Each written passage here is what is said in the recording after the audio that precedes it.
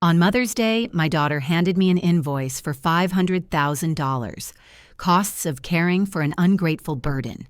She announced it in front of the entire family, 40 relatives. So I responded with a folder. But what shocked everyone the most was my granddaughter. She saved my broken soul. Thank you for being here. That hook was intense, and it only gets deeper from here. Drop a comment and tell me where you found this video. And if you're new, hit subscribe. Quick note, this story uses creative elements to explore real issues like elder abuse and family betrayal. Buckle up, this is going to be a journey. I never thought Mother's Day would be the day my daughter handed me a bill. It was May 11th, 2025, and we were at the Hocking Hills cabin in Ohio, a sprawling log home tucked between trees, where you could smell pine in the air. 40 members of our extended family had gathered for the annual Mother's Day celebration. The dining room was packed, the long table still scattered with plates from lunch. Laughter echoed from the living room where kids chased each other. I was 60 years old, a widow for 7 years. My late husband Joseph and I had raised 2 daughters, Rebecca, who lived in Denver, and Lauren, who I'd been living with for the past 3 years here in Ohio. Lunch had just ended. I was sitting at the far end of the table when Lauren stood up. She tapped her wine glass with a fork and the room quieted. "Everyone, can I have your attention?" Her voice was bright, confident. She was 35, blonde, well-dressed, the kind of woman who always commanded a room. Her husband Ryan stood behind her, arms crossed. "I have something important to share. Something about Mom." My stomach tightened. She smiled at me, but the smile didn't reach her eyes. She pulled a folded stack of papers from a folder and held it up. "This," she said, "is an invoice, a bill." The room went silent. A fork clinked somewhere. "For the past 3 years, Mom has lived with Ryan and me. We've provided her with a home, food, medical care, transportation, everything. And today I'm presenting her with the cost." She unfolded the papers and began reading aloud. "Room and board, $10,000 per month for 36 months. That's $360,000. Medical co-pays and transportation, $15,000. Groceries, utilities, incidentals, $125,000. Her voice didn't waver. "Grand total, $500,000. Gasps rippled through the room. Someone whispered, "Oh my God." Another voice said, "She can't be serious." Lauren walked over and placed the papers in front of me. My hands shook as I stared at the itemized list. The numbers blurred. "So, Mom," Lauren said softly, almost sweetly, "when can we expect payment?" I couldn't speak. My throat felt tight. Tears burned in my eyes, but I refused to let them fall. Not here, not in front of everyone. The room stared at me. Some faces looked shocked, others confused. A few looked sympathetic toward Lauren. I heard my cousin Janet mutter, "Well, taking care of a parent is expensive."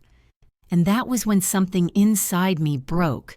Not broke the way Lauren wanted. Broke in, the way that makes you realize you've been silent too long. I slowly pushed my chair back and stood. My legs trembled, but I forced myself upright. I looked directly at Lauren. "You want to talk about money, Lauren?"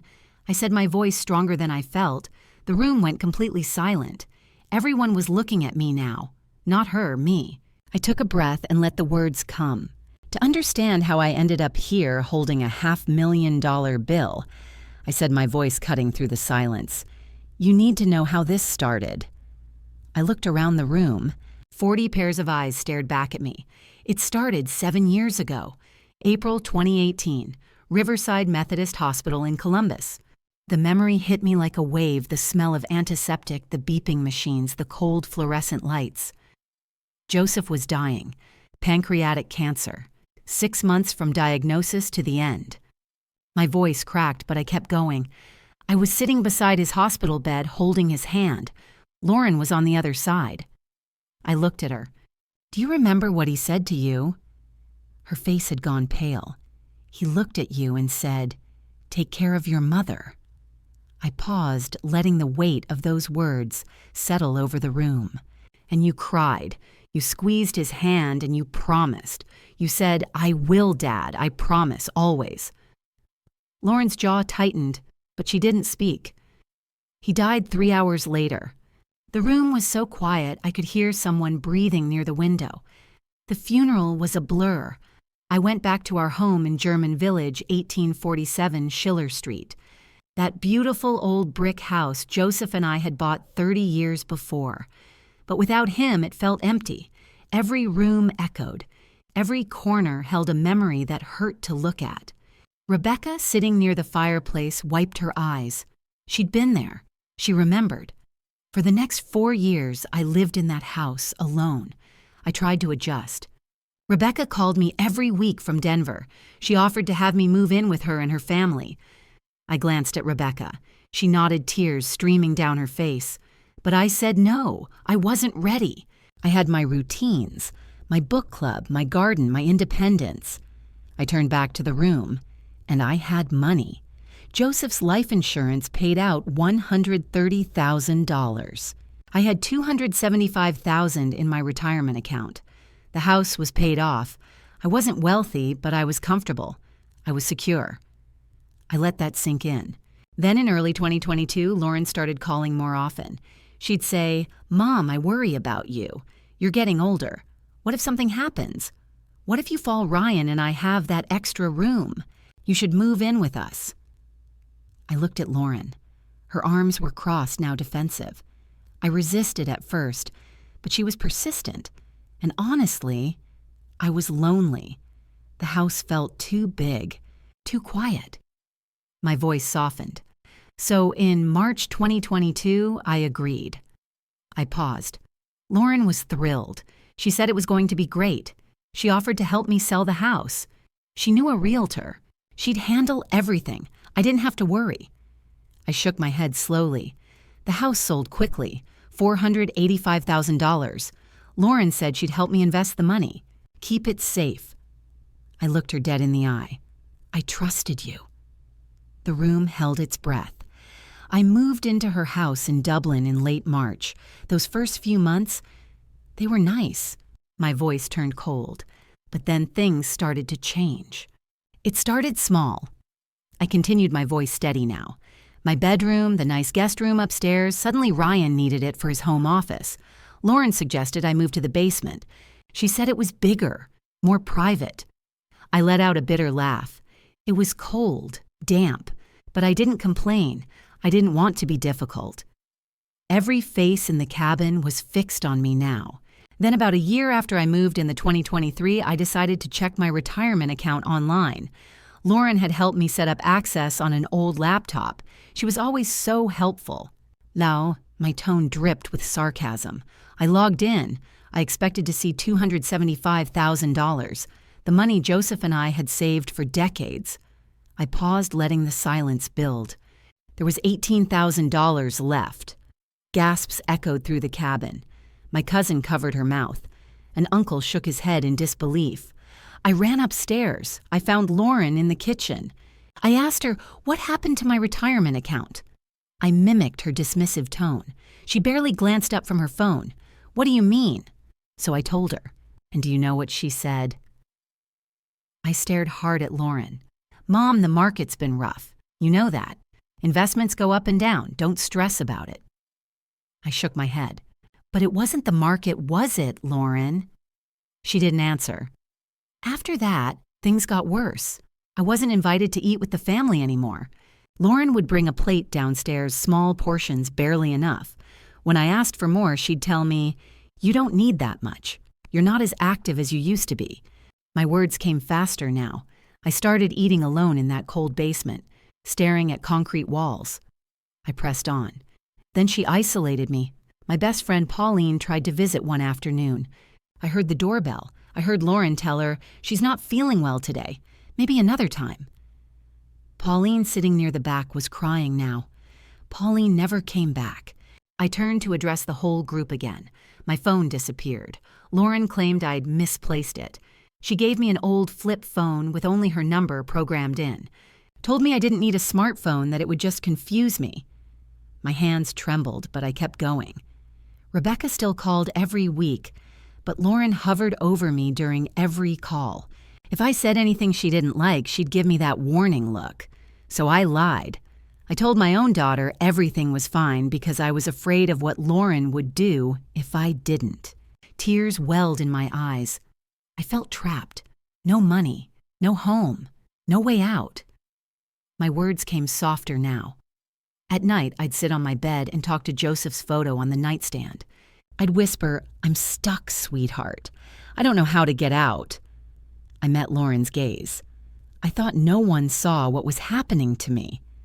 I paused for effect, but Lauren made one mistake. Everyone waited. She underestimated my granddaughter. By 2025, I continued my tone sharpening. The mask had completely fallen off.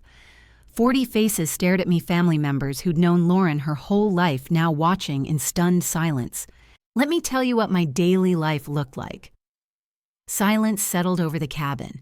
I'd wake up in that cold basement room. No windows, just concrete walls and a twin bed. I wasn't allowed upstairs until Lauren said so. Sometimes that was noon, sometimes later. I pushed through the emotion rising in my chest. Meals were controlled. I'd get one plate, small portions, whatever was left over. I ate alone at a folding table in the corner of the basement. If I was still hungry, there was nothing I could do about it. I fixed my eyes on Lauren. One afternoon, I went upstairs. I was dizzy from hunger. I opened the fridge. Lauren came in and saw me. She took the food out of my hands and sent me back downstairs. Lay, murmurs rippled through the cabin. Someone muttered, "Jesus Christ." "And money," I continued. Every month, my Social Security check came about $1,800. Lauren took it. Every penny.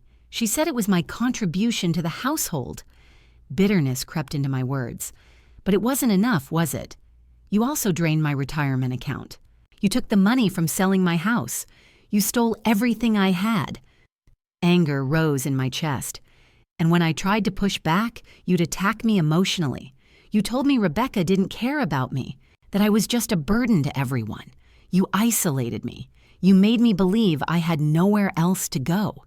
Rebecca shot to her feet, fury blazing on her face. "Lauren, how could you—" "Not yet," I said firmly. She sat back down, wiping her eyes. Lauren even used my granddaughters against me. She'd threatened that I'd never see Emma and Lily again if I didn't cooperate. Emma stood near the hallway now, her face pale. And physically, I was falling apart. I lost weight. I aged years in months. Fear was written all over my face. I steadied myself against the table. Ryan knew. He saw what was happening. But Lauren would justify it. "She's expensive to care for. This is just paying us back." Ryan's face flushed red. He wouldn't meet anyone's eyes. Then by January 2025, something changed. I turned toward Emma. Emma was 13 at the time. She heard us arguing one night, a particularly vicious fight. Emma nodded slowly, her eyes glistening. I didn't know it then, but Emma snuck down to the basement stairs. She watched through the crack in the door. My words caught in my throat. Lauren had grabbed my hand. She was forcing me to sign something, another document giving her more access to my accounts. I was sobbing. I kept pleading, "I don't want to. Please." Not a sound came from anyone in the cabin. And Lauren hissed. I pinned her with my stare. "Sign it or I'll dump you in a state nursing home where you'll rot." Gasps erupted. Someone whispered, "Oh my God." I gestured toward Emma. Emma saw it all. And in that moment, my 13-year-old granddaughter understood something I'd been too broken to see clearly. Emma spoke from the hallway, her words quiet but firm. "It was abuse. What Mom was doing to Grandma, it was elder abuse." I nodded, tears finally spilling over. And my brave, brilliant granddaughter decided right then. I turned back to Lauren, that she had to do something. I had no idea that December night changed everything. I paused, looking around the room at 40 faces hanging on every word. Emma, my 13-year-old granddaughter, saw something that night she could never unsee. Lauren had cornered me in the basement, screaming, forcing me to sign papers I couldn't even read through my tears. And Emma was at the top of the stairs, watching through the crack in the door. I glanced at Emma, who was standing near Rebecca, now her eyes red but steady. Emma told me later what happened. She went to her room, closed the door, locked it, and lay in the dark staring at the ceiling, her heart pounding. Because the person she'd just watched screaming at her grandmother, threatening her, wielding fear like a weapon, that person was supposed to be her mother. The room was completely silent. Emma couldn't sleep that night, or the next. She kept replaying what she'd seen, the way Lauren had grabbed my wrist, the way her voice had gone cold when she said, "Sign it or I'll make sure you never see these girls again." The way I'd cried and begged and finally signed. My voice wavered, but I pushed through. Emma kept thinking about something from school. A few months earlier, her health teacher had done a unit on elder abuse, the warning signs, isolation, financial control, threats, withholding food. I took a breath. And Emma realized she'd been seeing those signs for over a year. She'd just been too scared to name them. I looked at Lauren, whose face had gone ashen. So Emma made a decision. She couldn't just stand by and watch me disappear. But she also knew that if she told someone without proof, no one would believe her. She was 13, a child, and Lauren was a successful real estate agent respected in the community. My voice hardened. Lauren would lie, twist the story, make it sound like I was confused, demented, and I'd disappear into that basement forever. Emma's voice came from across the room, small but clear. I promised myself that night, if I didn't have evidence, no one would believe a kid. Mom would lie, and Grandma would be gone. The weight of those words settled over the room. So Emma took the iPhone I'd given her for her 13th birthday, the one Lauren had always hated, said it was too expensive, too much for a child. I smiled bitterly. That phone became Emma's weapon. I could see some of the family members leaning forward now. Emma started researching. Late at night, after Lauren thought she was asleep, Emma would search on her phone. How to record abuse. Is audio recording legal in Ohio? She learned about Ohio's one-party consent law that as long as one person in the conversation knows they're being recorded, it's legal. That person could be her. I paused, and then Emma started practicing. She'd place her phone behind the toaster in the kitchen and talk from across the room. Could the microphone pick up voices? Yes. She'd hide it under the couch cushions, still clear. She'd tuck it into a coat pocket hanging in the hallway. Perfect. My voice grew softer. Emma tested battery life. She learned that voice memos could record for hours. She figured out how to turn off the screen so the phone looked dead. She practiced moving silently, placing the phone, walking away, like nothing had happened. I looked around at my family. This wasn't just a 13-year-old kid anymore. This was a detective, a witness, a protector. Emma lived in fear in her own home, jumping every time she heard Lauren's footsteps, listening for the moments when the cruelty came out.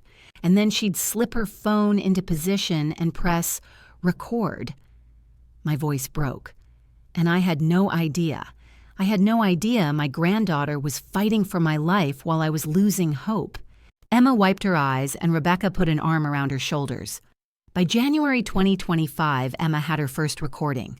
She listened to it that night, headphones on, door locked, and she cried. Because hearing her own mother's voice, cold, calculating, threatening, made it real. This wasn't a nightmare. This was her life. I straightened in my chair. But Emma didn't stop. She kept recording. Week after week, month after month, building a case, documenting every threat, every lie, every moment of cruelty, because she knew what I didn't, that the only way to save me was to expose the truth. I looked around the room. Emma became the witness I never knew I had, the hero I didn't know I needed. Emma's voice was barely a whisper. I just wanted to save my grandma. By April 2025, Emma had what she called her archive of truth. I looked around the room. 12 recordings, 65 minutes of cruelty captured in crystal clear audio. Lauren's face had gone white. Emma didn't tell me right away. She couldn't. She was terrified Lauren would find out, delete everything, and punish us both. So she did something smart. She uploaded every single recording to the cloud, 3 copies, Apple iCloud, Google Drive, and a USB drive she hid in her school locker. I saw Rebecca nod slightly. She'd helped Emma organize it all later. Lauren could never erase what Emma had captured. It was permanent, undeniable, and devastating. I took a breath. Recording number 3 was from February 14th, 2025, Valentine's Day, a day people share love. My voice turned bitter.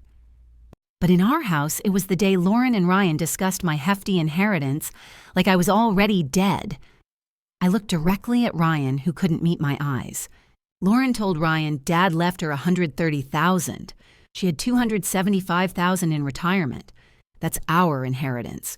And when Ryan said, "But she's still alive," Lauren laughed. She actually laughed and said, "By the time Rebecca figures it out, there'll be nothing left."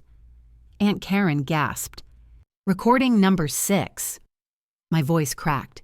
That one was from March 3rd. I was in the basement. I hadn't eaten all day.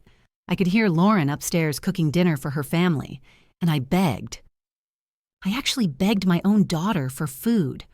The room was so quiet I could hear people breathing. Emma's microphone picked up everything, my voice weak and crying, "Please, Lauren, I'm so hungry." And Lauren's response. I steadied myself. She laughed, not a nervous laugh, a mocking one. And then she said, "You already had oatmeal this morning. Don't be greedy. You just sit there all day. You don't need calories." Someone stood up and walked out. I think it was Cousin Michael. He couldn't listen anymore. But the most important recording, the one that proves this was all premeditated, was recording number 10. April 20th, 2025, 3 weeks before today. I looked at Lauren, whose hands were shaking. Lauren was in the kitchen with Ryan. Emma had hidden her phone on top of the refrigerator, and Lauren laid out her entire plan. I quoted from memory. I'd listened to it so many times with Rebecca. Mother's Day. That's when we do it. We invite everyone, all 40 of them. I'll stand up, present the bill, and make her look like the ungrateful burden she is. They'll see how much I sacrificed. And when she can't pay, when she's humiliated in front of the whole family, she'll have no choice. She'll sign over her Social Security, her pension, everything. And if she refuses, I'll threaten the nursing home, the state facility. She'll break. The silence was deafening. Emma heard every word, and she recorded it. Because she knew that this wasn't just abuse. This was a calculated plan to destroy me. I stood up slowly, looking at my family. 65 minutes, 12 recordings. Every threat, every lie, every moment of cruelty. My 13-year-old granddaughter documented it all because no adult was protecting me. I turned to Lauren. You made one mistake. You underestimated your own daughter. Emma stepped forward, holding her phone. I have every recording right here, Mom. And so does the cloud. And so does Aunt Rebecca. You can't erase the truth. While I sat in that basement feeling completely alone, my granddaughter was reaching out. I glanced around the cabin. I didn't know until later that Emma had contacted Rebecca from the school computer lab. Emma nodded, fresh tears streaming. April 8th, 2025, lunchtime at Emma's middle school. I set the scene for them. Lauren had blocked Rebecca's number on Emma's phone months earlier, but Emma remembered something, Rebecca's work email. She'd seen it years ago on an old family contact list. Emma spoke up softly. I waited until lunch, snuck into the computer lab. My hands were shaking so bad I could barely type. I continued for her.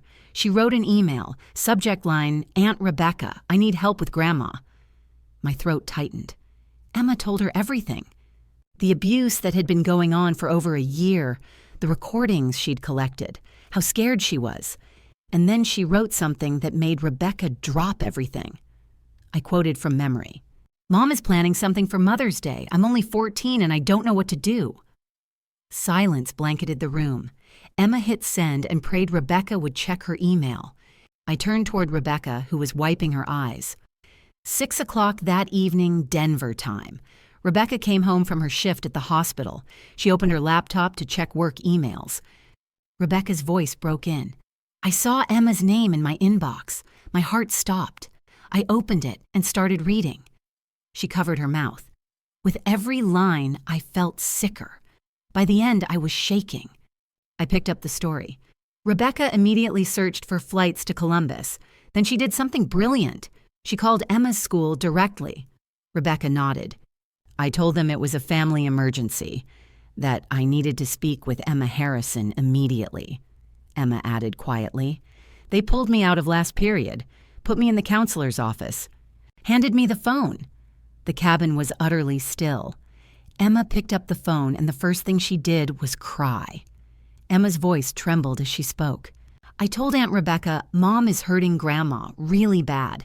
I have 12 recordings. Rebecca's voice cracked. I told her, 12, oh sweetheart, you've been so brave. I continued the narrative. Rebecca told Emma, I'm flying out tomorrow. Can you meet me somewhere secret, somewhere your mom won't know? Emma managed a small smile through her tears. I suggested the Starbucks on High Street, right after school. I felt my own tears building. Rebecca promised her. I'll be there. Don't tell your mother. I'm coming to get Grandma out. Emma's voice was barely a whisper. When I hung up, I felt hope for the first time in months. I kept thinking, Aunt Rebecca is coming. Grandma's going to be okay. I let that settle over the room, but I didn't know any of this was happening. That night, April 8th, 2025, I was still in that basement, still alone, still convinced no one was coming. My voice dropped. Lauren brought my dinner down at 8 o'clock, a piece of dry chicken and some carrots. She set it on the folding table without a word and left. I stared at the floor, remembering. I sat on my bed in that cold room, ate my tiny meal, and whispered to Joseph's photo like I did every night. I don't think I'm getting out of here. I lifted my head and met the eyes of my family. But 2 floors above me, Emma was lying in bed with her phone counting down the hours until Rebecca arrived. I paused. And 800 miles away in Denver, Rebecca was packing a suitcase and booking a red-eye flight. My voice steadied. The rescue was already in motion. I just didn't know it yet. Rebecca told me later how they met that day. I didn't know it was happening, but she described every detail. I steadied myself. April 10th, 2025, 3:30 in the afternoon. Starbucks on High Street in Columbus. I glanced at Rebecca, then Emma. Rebecca had flown in that morning on a red-eye from Denver. She sat at a corner table exhausted but running on adrenaline, watching the door. Emma came in after school. The moment she spotted Rebecca, she ran, dropped her backpack, and ran straight into her arms. Emma's voice was barely audible. I couldn't stop crying. I continued for them. Rebecca held her and whispered, It's okay, sweetheart. I'm here now. They sat down. Emma pulled out her iPhone with shaking hands. I have 12 recordings. I watched Rebecca wipe her eyes. Rebecca told her, Show me everything. Belt. I explained what happened next. For 90 minutes, Emma played those recordings, one after another. Rebecca sat there with earbuds in, listening to my daughter systematically destroy me. Rebecca's voice broke in. The first recording made me clench my jaw so hard I thought my teeth would crack. The second one, where she forced you to sign documents, I wanted to get on the next plane and drag you out. Recording 3 about the inheritance, I couldn't breathe. I had to pause it. Emma added softly. Recording 6 was really hard. Aunt Rebecca started crying. Rebecca wiped her face. That was the one where Lauren was starving you. I heard your voice so weak begging for food, and Lauren just laughed. I let the weight of that settle over the room. After Rebecca heard all 12 recordings, she told Emma something that changed everything. Emma, this is elder abuse, multiple felonies.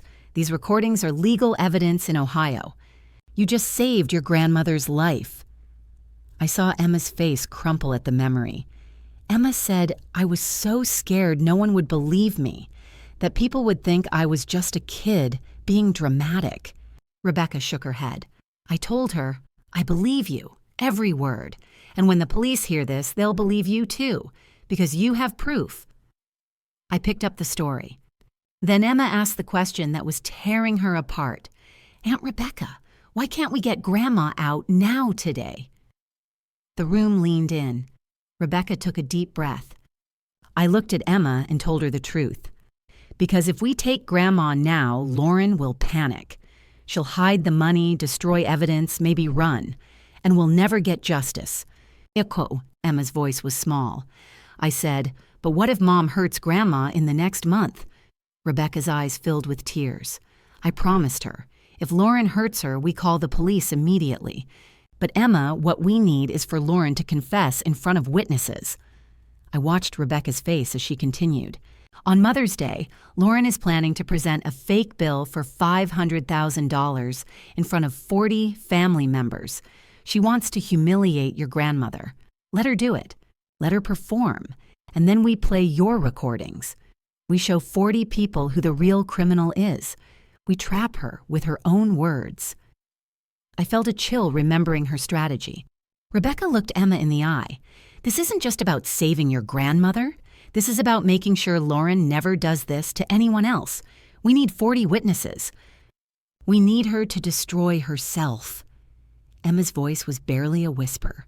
I asked, can you protect Grandma for one more month? Rebecca's response was immediate. I'll monitor from Denver. You'll text me every day. If anything changes, we move immediately.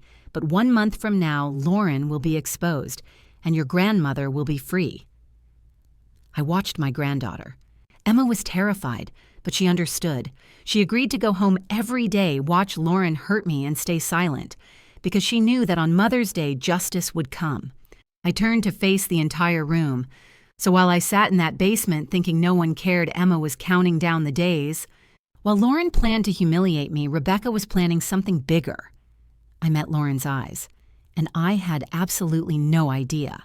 Late April 2025, Lauren announced the family gathering. I paused, remembering the dread.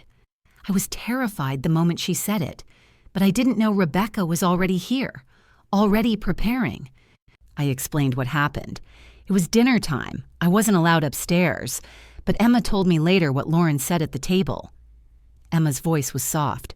Mom announced, I'm planning something special for Mother's Day, a family gathering, everyone, at the Hocking Hills cabin. I continued. Emma pretended to be innocent. She asked, for Grandma? I watched Lauren's face as Emma repeated her mother's words. Lauren smiled that cold smile and said, oh, it's definitely about her. My jaw tightened. After dinner, Lauren came down to my basement room. I could still hear her voice.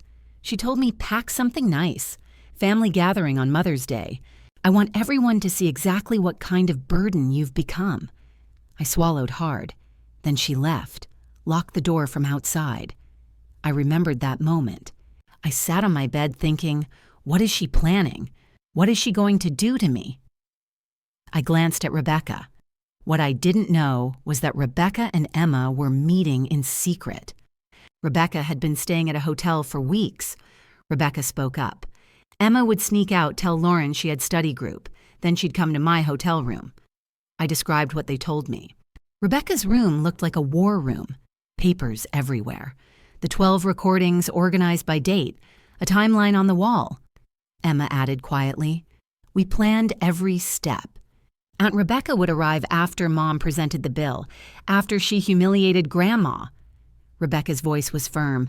I told Emma, let Lauren dig her own grave first, then we drop the evidence. Now my chest tightened. The night before Mother's Day, I was alone in that basement packing clothes into a small bag. My voice caught. I found an old photograph. Lauren, at 8 years old, laughing, hugging me, back when she loved me. Tears burned my eyes. I whispered, when did I lose you, Lauren? I wiped my face.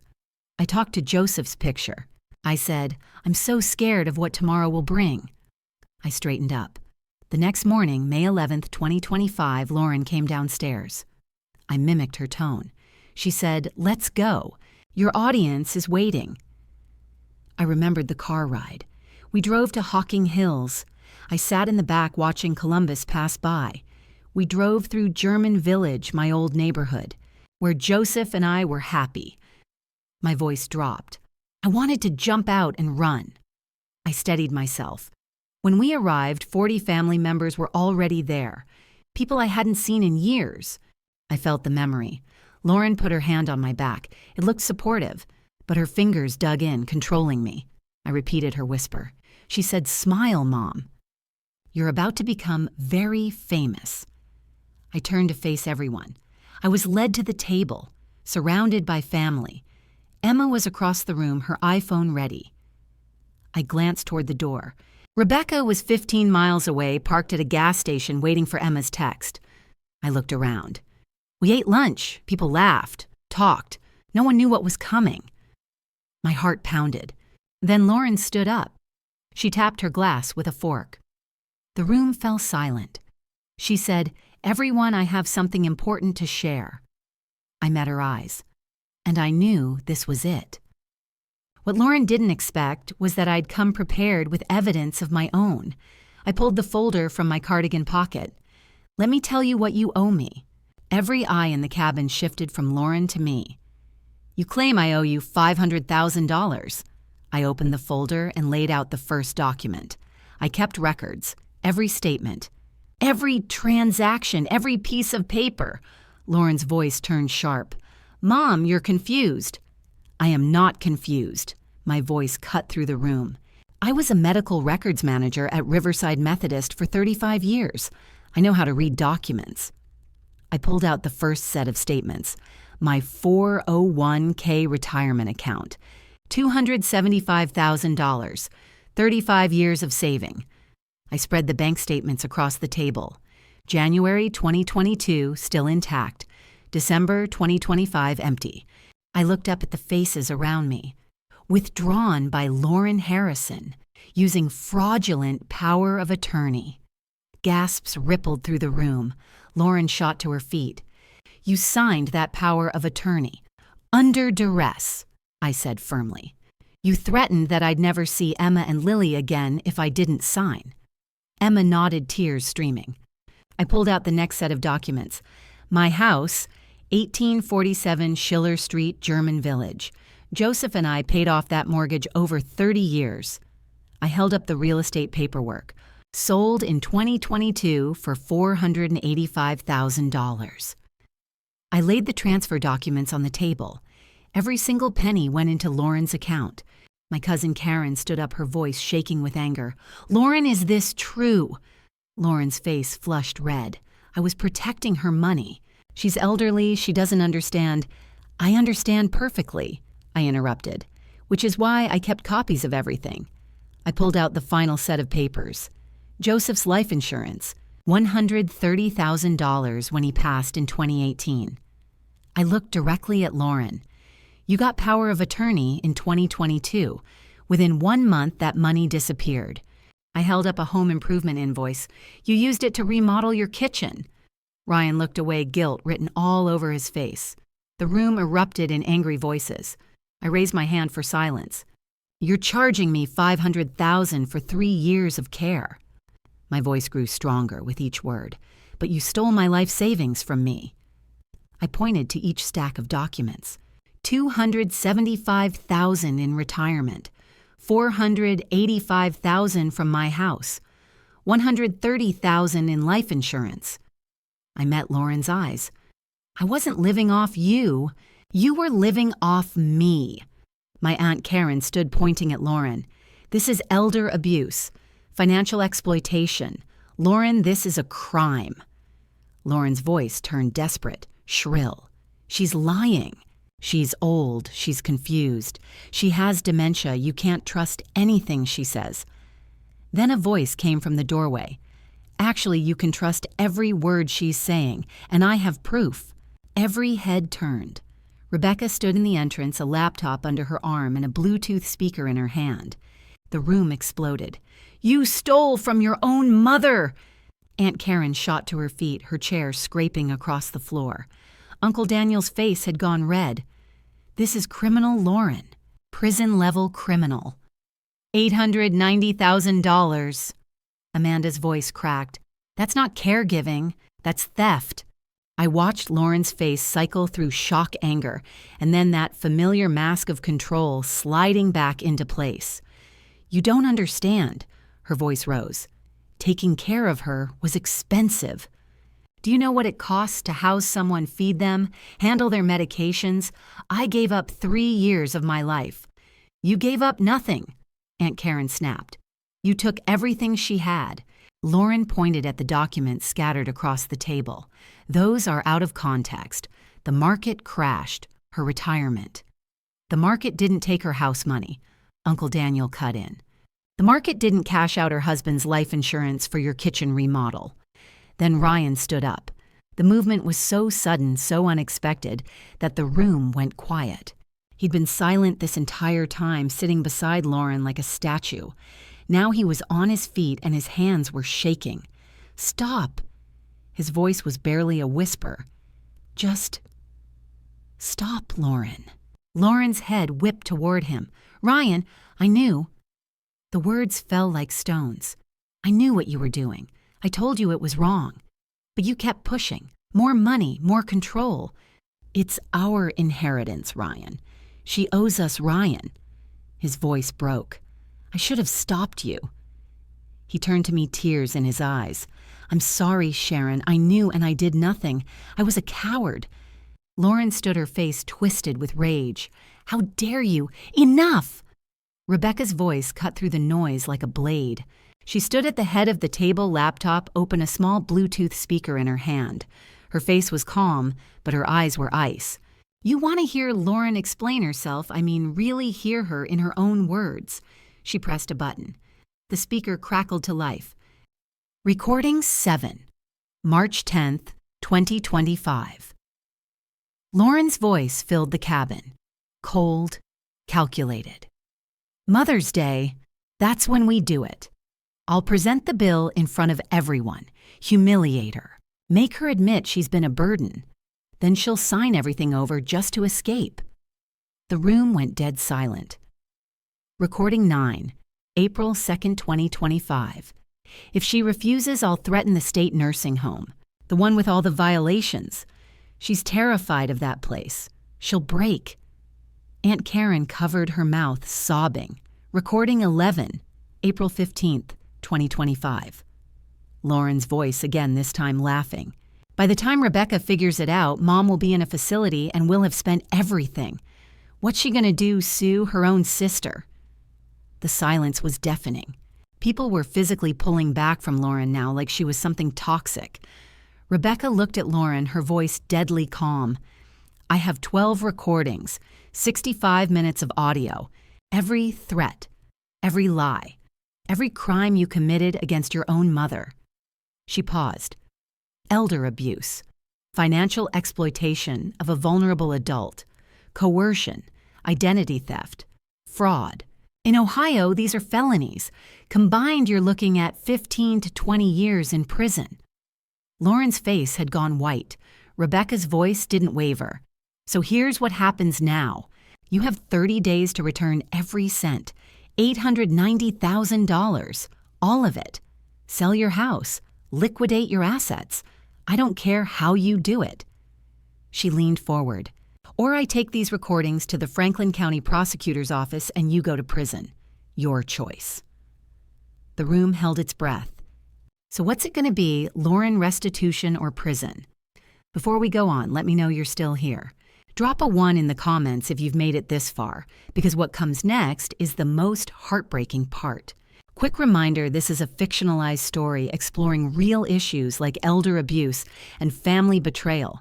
If you're ready to see how Emma finally confronts her mother, stay with me. Lauren stared at Emma like she was looking at a stranger. You, her voice cracked. You did this to me. Emma stood frozen, her hands clutching her phone, tears streaming down her face. How could you? Lauren's voice rose raw with pain. I'm your mother. I gave you everything. I fed you, clothed. You gave you a home. I sacrificed for you every single day. The room was silent except for quiet sobbing. Lauren's voice grew desperate. Do you know how many times I stayed up late helping you with homework? How many basketball games I drove you to? How many birthday parties I planned? Her hands shook. I worked 60-hour weeks so you could have dance lessons and a nice house in a good school district. She took a step closer. And this is how you repay me, by recording me like I'm some kind of criminal, by destroying me in front of everyone." Emma's lips trembled, but she didn't speak. "Do you have any idea what you've done? You've ruined me. You've taken everything from me. My home, my reputation, my freedom." Her voice dropped to a whisper. "And for what? For her?" She pointed at me, her hand shaking. "She's old Emma. She had maybe 5 years left. She was going to die anyway. But me, I'm your mother. I'm supposed to be the person you protect, the person you trust." Emma flinched like she'd been slapped. "Say something," Lauren screamed. "Tell me why. Tell me how you could do this to your own mother." The room held its breath. And then finally, Emma spoke. "You're right." Her voice was so quiet, everyone leaned in to hear. "You are my mother, and I did love you." She wiped her face with her sleeve. "I loved the mom who used to read to me at night, the mom who made pancakes on Sunday mornings, the mom who taught me how to ride a bike, the mom who told me to always stand up for what's right even when it's hard." Her voice broke. "I loved that mom so much." Lauren's face softened for just a moment, but Emma wasn't finished. "But that mom died. Maybe she died when Grandpa died. Maybe before that. I don't know. But somewhere along the way, the person I loved disappeared." Tears poured down her face. "And the person who took her place. The person who screamed at Grandma in the basement, who starved her and laughed about it, who stole from her and called her a burden." Emma's voice cracked. "That wasn't my mom. That was a stranger." Lauren opened her mouth, but Emma kept going. "Do you know what it's like to watch someone you love turn into someone you don't recognize? To lie awake at night wondering if you're going crazy." Her hands shook. "I kept making excuses for you. I told myself you were just stressed, that taking care of Grandma was overwhelming. I wanted to believe you were still the mom I loved." She took a breath. "I didn't want to record you. I wanted to be wrong. I wanted someone to tell me I was imagining things." Emma's voice dropped to a whisper. "But then I heard you, planning Mother's Day like it was a game, laughing about putting Grandma in a state facility, talking about her money like it was yours." She wiped her face. "And I realized I had to choose. I could stay silent and let you destroy Grandma, or I could save her." Lauren's face twisted. "So you chose her over me?" "No." Emma's voice cut through the room. "I chose what was right over what was easy." She looked at Lauren with tears streaming. "You asked me why I did this. Here's why: because I loved Grandma more than I was afraid of you. Because Grandpa asked you to take care of her, and you broke that promise. I was there. I heard you promise him." Her voice broke. "Someone had to stop you, and it had to be me." She paused. "I didn't betray you, Mom. You betrayed yourself. You betrayed Grandpa. You betrayed Grandma. And you betrayed the person you taught me to be." She looked at Lauren one last time. "I killed the image of the mother I loved to save the grandmother who's still here, and I'd do it again." Lauren collapsed into her chair, her face in her hands, shoulders shaking. Not because she'd lost her money, not because she was facing prison, but because her own daughter, her own child, had been the one to bring her down, and Emma had done it out of love. The morning after Mother's Day, I woke up in Rebecca's hotel room in Columbus. I paused, remembering that moment. For the first time in 3 years, I'd slept through the entire night. No footsteps above my head, no locked door, no fear, just silence. And Emma curled up in the other bed, still asleep. I smiled softly. Rebecca was already awake, sitting at the little desk with her laptop open, making calls. When I sat up, she looked at me and said, "Morning, Mom. How do you feel?" And I didn't know how to answer. Free, exhausted, terrified, all of it. I took a breath. We went downstairs for breakfast. Emma ordered blueberry pancakes, the kind I used to make for her when she was little. She took one bite and started crying. She said, "These taste like Grandma's." And I realized she'd been missing me too, missing the person I used to be before Lauren took me away. The room was quiet listening. On May 13th, 2 days after Mother's Day, Rebecca drove me to a meeting with Adult Protective Services, a P.S. Franklin County office in downtown Columbus. I straightened in my chair. There was a woman named Patricia Coleman. She was kind but professional. And there was a Detective James Collins from the Franklin County Sheriff's Office. They sat me down in a small room with a recording device and asked me to tell them everything. I looked around at my family. So I did. For 3 hours, I told them what Lauren had done, how she'd isolated me, controlled my money, withheld food, threatened me with nursing homes, forced me to sign documents I couldn't read. My voice wavered. And then Rebecca played the recordings, all 12 of them, 65 minutes. Patricia Coleman took notes the entire time. Detective Collins didn't move. He just listened, his jaw getting tighter and tighter with every recording. I paused. When it was over, Patricia looked at me and said, "Mrs. Harrison, what happened to you is textbook elder abuse. Financial exploitation, emotional abuse, coercion. These are serious crimes." She told me they were opening a full investigation, that they'd be contacting Lauren within 48 hours. I felt the weight of those words again.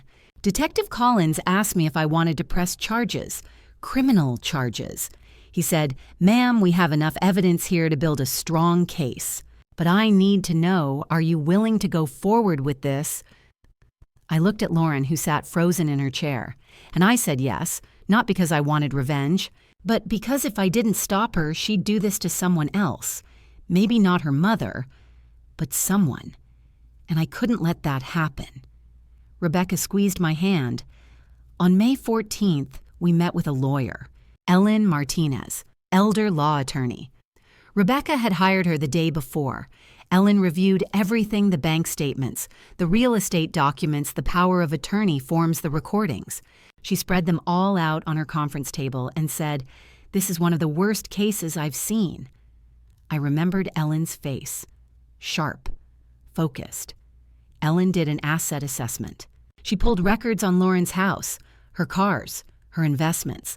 The house in Dublin had a net equity of about $340,000 after the mortgage.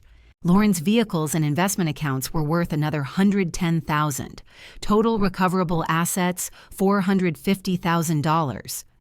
I let that number sink in. Not the full $890,000 that Lauren stole from me, but still substantial. Ellen said, "We'll file a civil suit to recover the full amount. We'll force liquidation of her assets. And we'll put a lien on any future income until every penny is repaid." My throat tightened. I asked Ellen, will I be able to live independently again? Because that's all I wanted. Not revenge. Not even justice, really. I just wanted my life back, my dignity, my freedom. I wiped my eyes.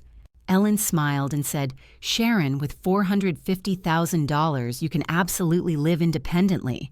We'll help you find a safe place, near Rebecca if you want, or on your own. Whatever you choose. You'll never have to depend on Lauren again." I took a breath. On May 15th, I got a call from Aunt Karen. She told me what was happening to Lauren. Ryan had moved out the morning of May 12th, the day after Mother's Day. He'd packed a bag and left without saying a word. The house was already in foreclosure, 3 missed mortgage payments. Lauren's real estate license was under review by the state board. Most of the family had blocked her number. I paused. And Emma and Lily Ryan's sister, Susan, had taken them in temporarily. Emma was safe. She was with family who loved her. My voice dropped. Karen said Lauren had called her crying, begging for help, begging someone, anyone, to believe her side of the story. But no one would listen, because they'd all been there. They'd all heard the recordings. They'd all seen the evidence. I looked around the room. I felt so many things in that moment. Relief, sadness, guilt. Part of me still remembered the little girl I'd raised, the daughter I'd loved, and I grieved for her, for who she used to be, for who she could have been. I straightened, but I also knew I'd made the right choice, because evil doesn't stop itself.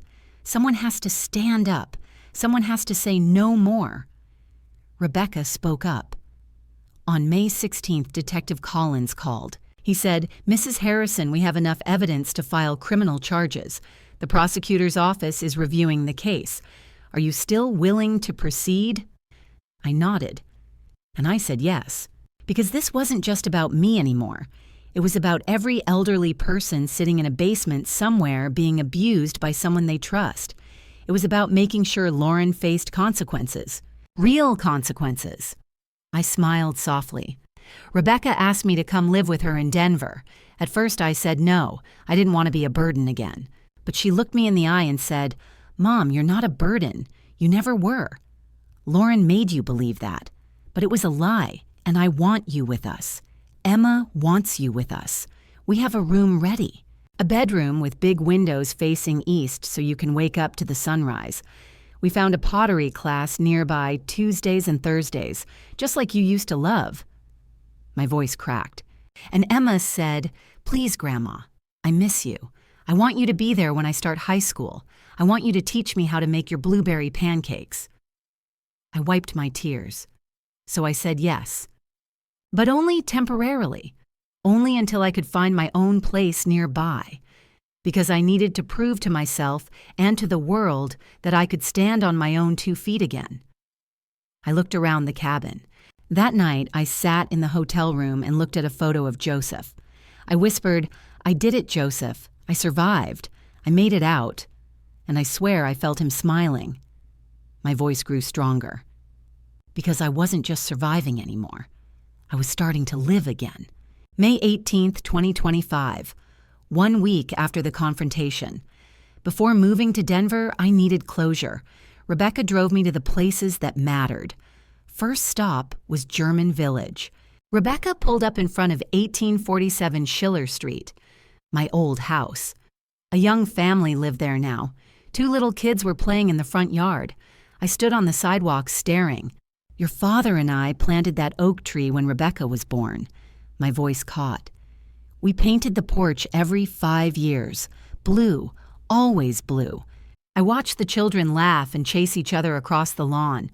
Lauren took her first steps on that walkway." Rebecca touched my shoulder. "Do you regret selling it?" "I regret trusting the wrong daughter to handle the sale."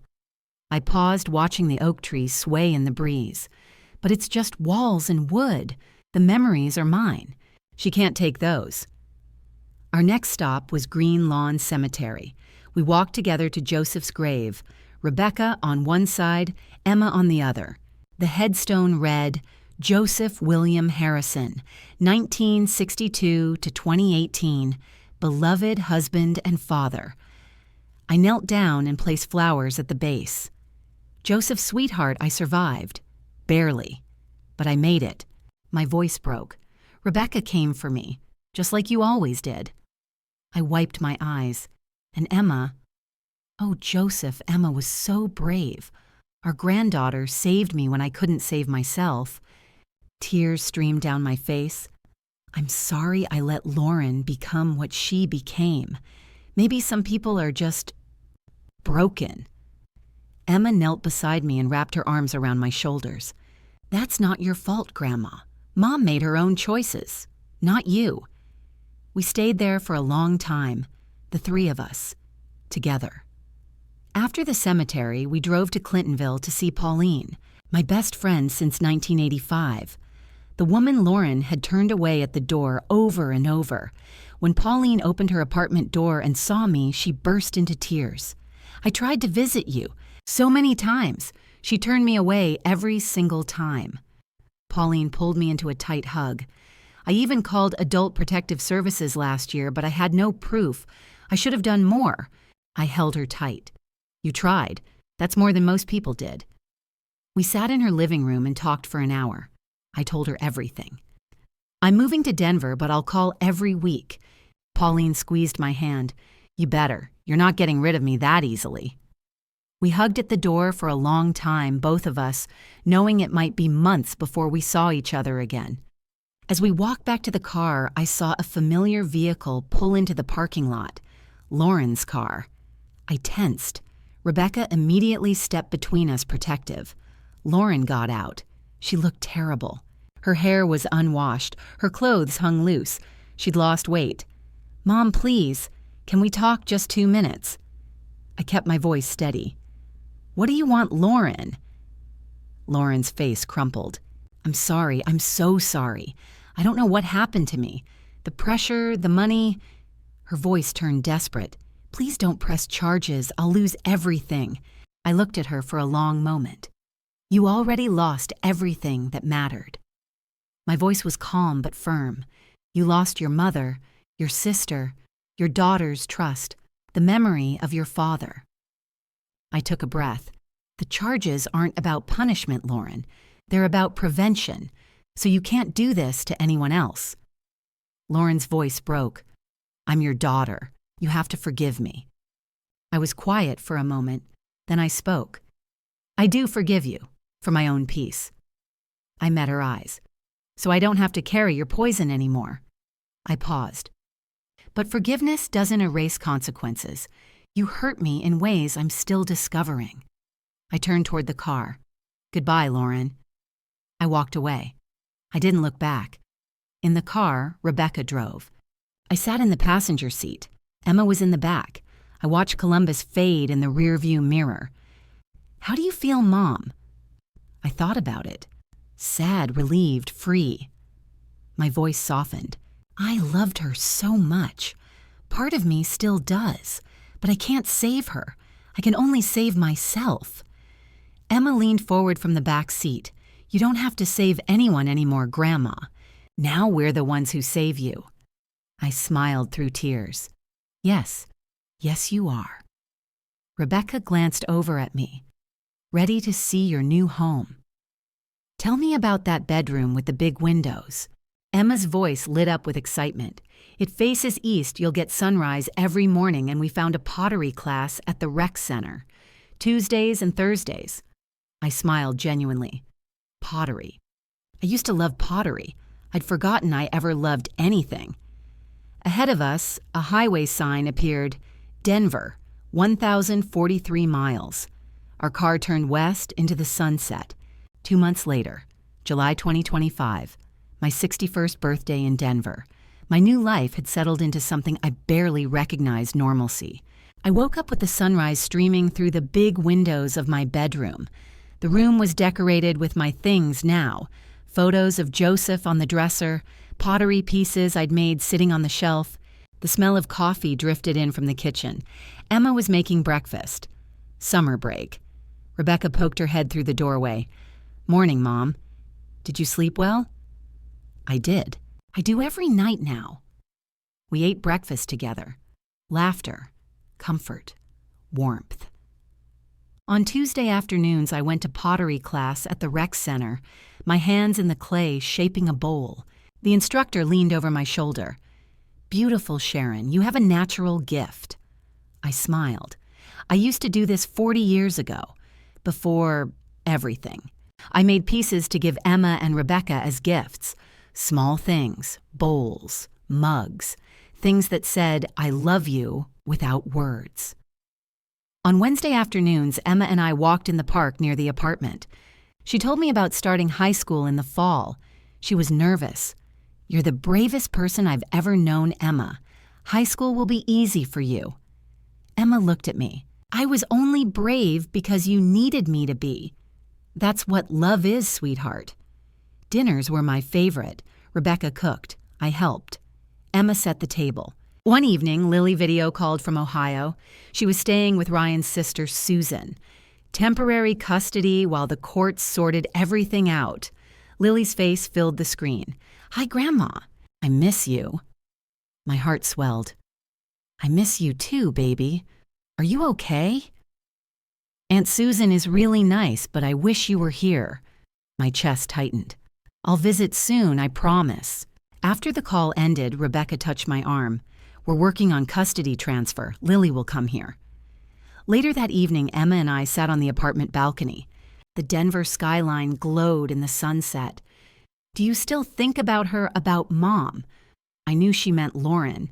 "Every day, but it hurts less now. Do you—" Emma nodded. "I miss the person I thought she was. not the person she actually is. I understand. I miss the daughter I thought I had, too. We sat in comfortable silence. Are you happy, Grandma? I thought about it. I'm getting there, and that's enough for now. My birthday party was small. Rebecca, Emma, a few friends from pottery class, cake, candles, singing. Emma handed me a gift, a framed photograph of the three of us taken the day we left Columbus. Emma had written on the frame, May 11th, 2025, the day we saved each other. I cried happy tears. We did it, didn't we? You saved me, and I gave you back your voice. Emma hugged me tight. You gave me courage, Grandma, to do the right thing even when it's hard.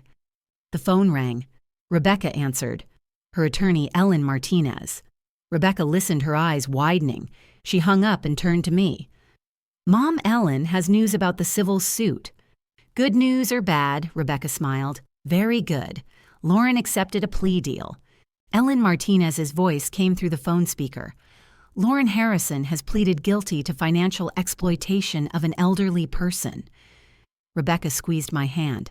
Emma sat beside me, listening intently. The sentence, 18 months in prison under a plea agreement, 3 years probation after that. I sat down, processing the information.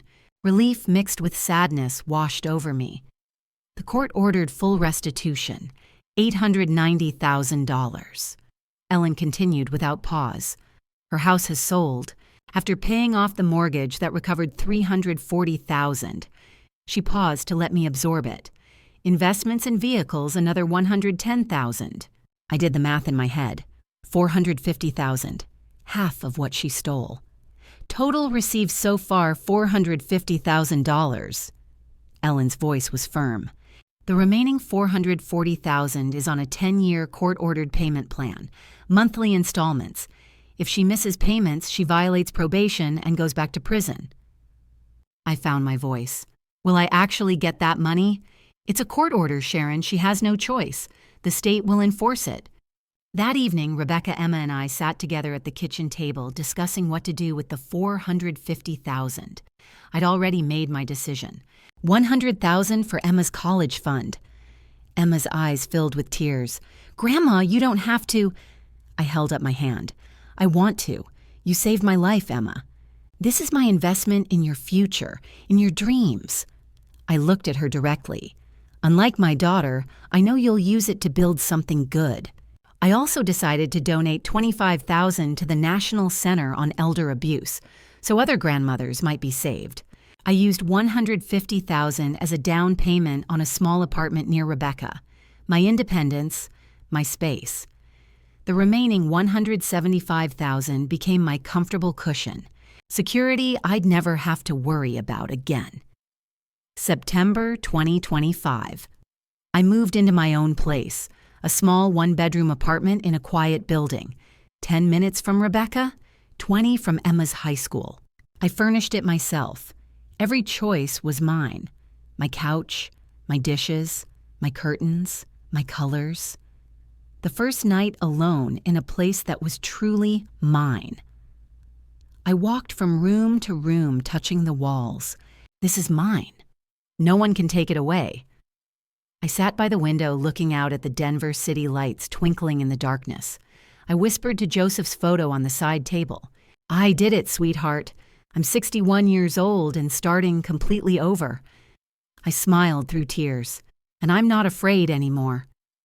I started writing letters to other victims of elder abuse, sharing my story, offering hope to those still trapped. To anyone living in a situation like I did, you are not alone. You are not crazy. You are not the burden they say you are. I wrote with steady hands. Document everything. Tell someone who will listen. Ask for help. Call Adult Protective Services. Call the police. I paused, remembering my basement prison. The fear, the isolation. It's terrifying, I know. I lived in fear for 3 years, but silence only protects your abuser. Your voice is your power. I finished the letter with conviction. You deserve dignity. You deserve safety. You deserve peace. And you deserve to tell your story. October 2025. A park in Denver. Autumn, leaves falling like golden rain. Me, Rebecca, Emma, and Lily. Custody had finally transferred. Lily lived with Rebecca now, safe, loved. We were playing on the swings, laughing, being a family. Emma took a photo of all four of us together. I looked at my granddaughters and my daughter, my protectors, my family. They tried to make me pay for my own existence, I said quietly. They sent me a bill for $500,000 for the crime of being alive and needing help. I smiled, feeling the weight lift. But I don't owe them anything anymore. The four of us stood together, arms around each other, sunset painting the sky behind us in shades of orange and gold. I spoke my final words. My bill is paid in full, not with money. With freedom, with love, with courage. I took a deep breath of clean autumn air. I'm Sharon Harrison. I'm 61 years old, and I'm finally home. If you're watching this and you see yourself in my story, whether you're the one suffering or the one witnessing, please don't be like I was. Don't wait until you've lost everything to speak up. Don't let shame silence you. Don't convince yourself that family loyalty means accepting abuse. I looked directly into the camera. Family drama stories like mine happen more often than you think.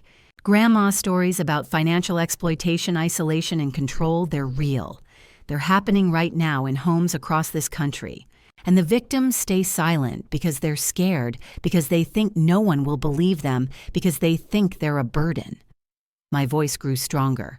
But here's what I learned. God doesn't want you to suffer in silence. He sees you. He hears you. And He will provide a way out sometimes through the courage of a 13-year-old girl with a smartphone and a brave heart. I paused. Family drama stories teach us that love without boundaries becomes imprisonment. Grandma stories like mine aren't just cautionary tales, they're calls to action. If you see something, say something. Document everything. Reach out to Adult Protective Services. Call the police. Tell someone who will listen. I took a deep breath. And to anyone who feels trapped right now, God has not forgotten you. He is working behind the scenes even when you can't see it. Trust Him, and trust that your voice matters. These family drama stories and grandma stories aren't entertainment, they're warnings. They're lifelines for someone who needs them. I smiled softly. My story had a happy ending because Emma refused to stay silent, because Rebecca refused to let evil win. Don't wait for a miracle. Be the miracle for someone else. Thank you for being here until the very end. If you made it this far, type 2 below, so I know you're still with me. Just a note, this story contains creative elements meant to raise awareness and spark reflection. If it's not your cup of tea, that's completely okay. Explore content that speaks to you. But if this touched your heart, please hit subscribe and share it. You might just change someone's life today.